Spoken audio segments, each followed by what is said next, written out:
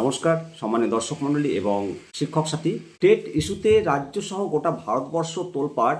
এরকম পরিপ্রেক্ষিতে পশ্চিমবঙ্গে কতজন নন টেট শিক্ষক শিক্ষিকা ইন সার্ভিস রয়েছে সেটা জানতে চাইছে কেন্দ্র সরকার। কেন্দ্র সরকারের শিক্ষা মন্ত্রক যে নির্দেশিকা দিয়েছে সেই নির্দেশিকা অনুসারে প্রাথমিক শিক্ষা পর্ষদ এবং এসএসসি কতজন টেট পাস করেনি, পাস করার প্রশ্নই আসে না, যেহেতু সেই সময়ে তাদের যোগ্যতা টেট বাধ্যতামূলক ছিল না।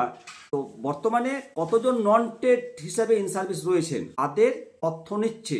এর আগে শিক্ষা দপ্তর প্রাথমিক শিক্ষা পর্ষদ এই তথ্য নিয়েছিল এবং সংখ্যাটা প্রায় ৯৫,০০০-এর কাছাকাছি। 1 সেপ্টেম্বর 2025-এর রায়, যদি সুপ্রিম কোর্ট যে রায় দিয়েছে সেটা যদি পশ্চিমবঙ্গ সরকার কার্যকর করে, তাহলে 2027-এর আগস্টে 1 লক্ষ শিক্ষকের চাকরি থাকবে না এবং হাজার হাজার প্রায় সমস্ত প্রাথমিক বিদ্যালয় ঝাঁপ চিরতরে বন্ধ হয়ে যাবে। এমনিতেই 35:2 শিক্ষক রেশিও RTE অ্যাক্ট যে বিধান, কতগুলো গ্রামগুলোতে শিক্ষক নেই, এত সারপ্লাস ট্রান্সফার হচ্ছে, নতুন শিক্ষক নিয়োগ হচ্ছে, অথচ শিক্ষক ঘাটতি মিটছে না। এমত অবস্থায় যদি 1 সেপ্টেম্বর 2025-এর রায় ইমপ্লিমেন্ট করে, তাহলে শিক্ষার একটা কালো অধ্যায় হিসাবে পরিচিত থাকবে এবং 1 সেপ্টেম্বর 2025-এর রায়টা এমনিতে শিক্ষার একটা কলঙ্কিত অধ্যায়। তো মূলত যে তথ্য চাইছে কেন্দ্র সরকার, এই তথ্য যেন জল মিশানো না হয়। রাজ্যকে নিশ্চিত করতে হবে যাতে কোনো প্রকার ভুল পরিসংখ্যান না থাকে। এই মুহূর্তে সুপ্রিম কোর্ট যে নির্দেশ দিয়েছে 2 বছরের মধ্যে টেট পাস না করতে পারলে চাকরি ছাড়তে হবে, সম্প্রতি এই নির্দেশের পরিপ্রেক্ষিতে ভারত সরকারের শিক্ষা মন্ত্রকের চিঠির ভিত্তিতে সমস্ত শিক্ষক সংগঠন, সমস্ত শিক্ষকগণ জানতে চাইছে যে বিকল্প ব্যবস্থার কথা জানতে চেয়েছে। সেই বিকল্প ব্যবস্থা সম্পর্কে রাজ্য সরকার কি ভাবছে এটা আমরা জানতে চাই। ইতিমধ্যে শিক্ষা দপ্তর বিকল্প আর্থিক সুরক্ষার কথা ভাবতে শুরু করেছে বলে জানতে পারছি।